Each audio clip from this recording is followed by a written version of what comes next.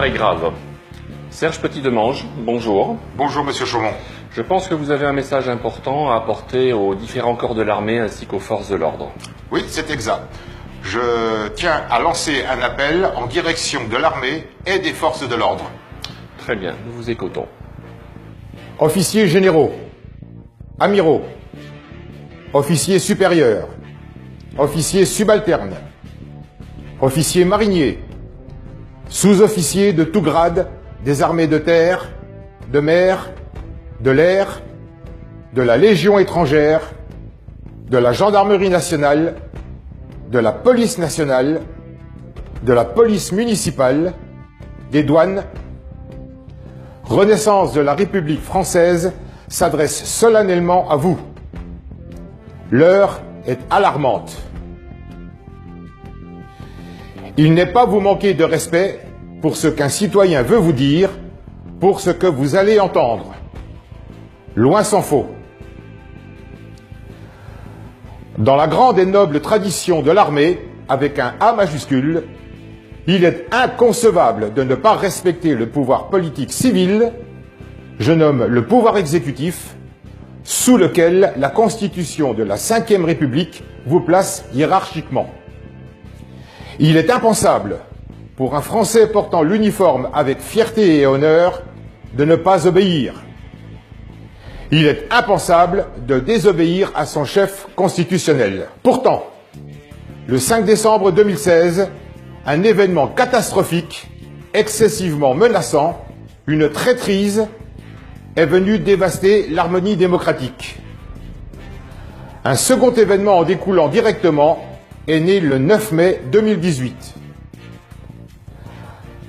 Pour celles et ceux d'entre vous qui ne le savent pas encore, et cela peut se comprendre vu la rétention volontaire d'informations par quasiment l'ensemble des médias, le moment est venu de vous alerter très précisément, sans laisser le moindre doute, quant à la situation de notre patrie. Ce que je vais vous dire est vérifiable sur le site officiel www.legifrance.gouv.fr. Le 5 décembre 2016, le Premier ministre de l'époque, Manuel Valls, a décrété la création de l'Inspection générale de la justice, plaçant l'autorité judiciaire, l'un des 3 piliers de notre démocratie, sous le contrôle direct du ministre de la Justice, sous le contrôle direct du pouvoir exécutif. Ce décret porte le numéro 2016-1675.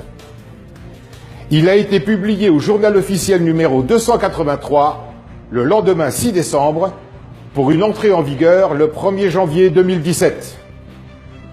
Pourtant, l'indépendance de l'autorité judiciaire, s'agissant des magistrats du siège, était garantie par l'article 64 de la Constitution. Le président de la République de l'époque, François Hollande, pourtant constitutionnellement garant de cette indépendance, ne s'est pas opposé à ce décret. Il a failli à son devoir. Il a trahi. Sachant les études que vous avez suivies, vous ne pouvez ignorer que la Constitution du 4 octobre 1958 déterminait très clairement la séparation des 3 pouvoirs.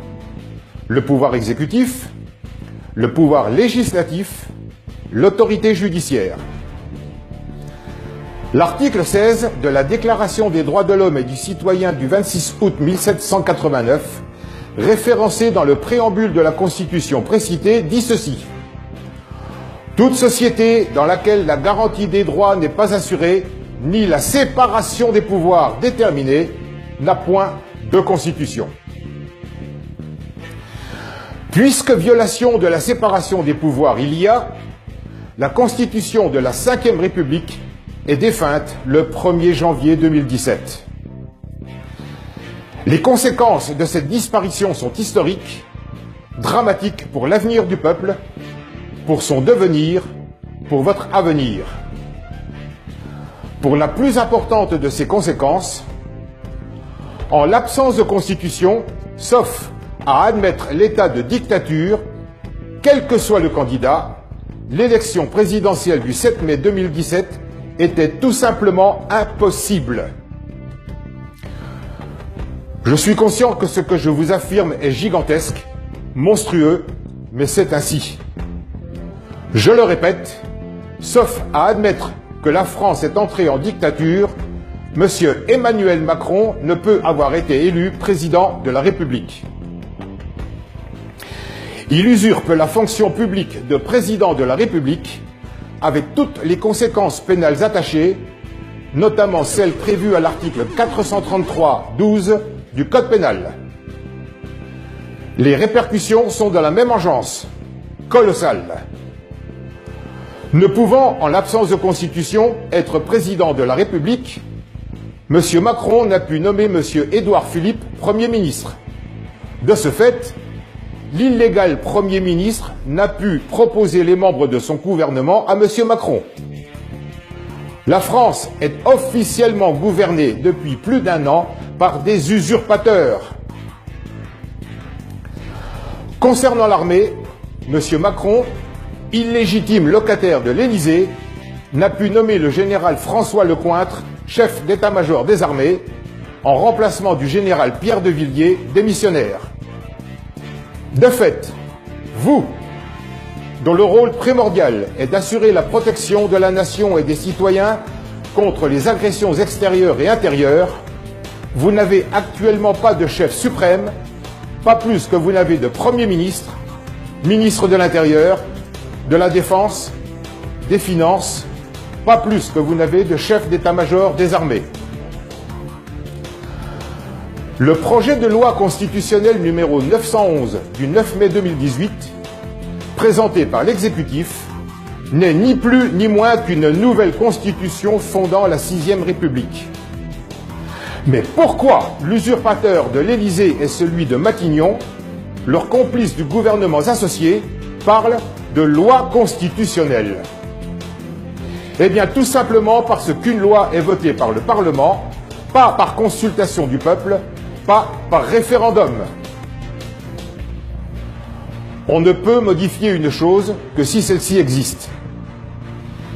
L'illégitime exécutif actuel, avec la complicité active de l'Assemblée nationale, où il est majoritaire, réitère le même coup de Jarnac, la même trahison envers le peuple que celle commise par Nicolas Sarkozy en 2007, avec l'après-référendum de 2005 et le traité de Lisbonne. Cette prise de conscience effectuée, les faits dénoncés vérifiables et vérifiés, en vertu de l'article 433-12 du Code pénal, le peuple de France attend de vous, forces de l'ordre, que vous procédiez à l'arrestation de M. Emmanuel Macron et au placement en résidence surveillée des membres du gouvernement. En aucun cas, votre intervention salutaire ne peut être considérée comme un coup d'État, puisque le pouvoir exécutif est illégitime.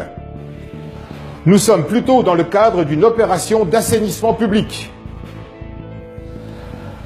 Conformément à l'article 7 de la Constitution, avant sa disparition, M. Gérard Larcher, président du Sénat avant l'entrée en vigueur du décret Félon, déjà officiellement sollicité le 29 mars 2018 par une délégation de Renaissance de la République française qui s'est déplacée au Sénat, devra assurer l'intérim. S'il se soustrait à cette responsabilité constitutionnelle ou est empêché, l'article 7 prévoit que c'est le gouvernement qui devra alors assurer l'intérim. Mais ce gouvernement, illégitime comme démontré clairement ci-avant, ne pourra pas assumer cette fonction.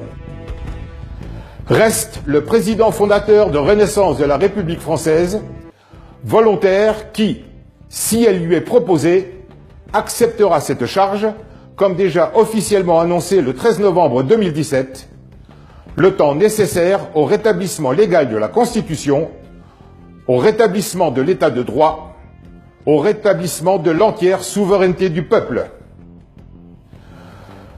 Je ne saurais trop alerter la Direction générale de la sécurité intérieure du rôle qu'elle va avoir à tenir, soit aux côtés des usurpateurs, avec une moralité assimilable à celle de la police de Vichy durant la Seconde Guerre mondiale, soit aux côtés du peuple. Je recommande au garde du corps de M. Macron de lui conseiller de présenter sa démission au plus tôt, se rendre avant la commission d'actes incontrôlés, irréversibles, irréparables, dont il devra assumer l'entière responsabilité associée au gouvernement. Soldats, marins, aviateurs, légionnaires, gendarmes, policiers, douaniers, la nation a besoin de vous. Elle vous appelle. Elle compte sur vous.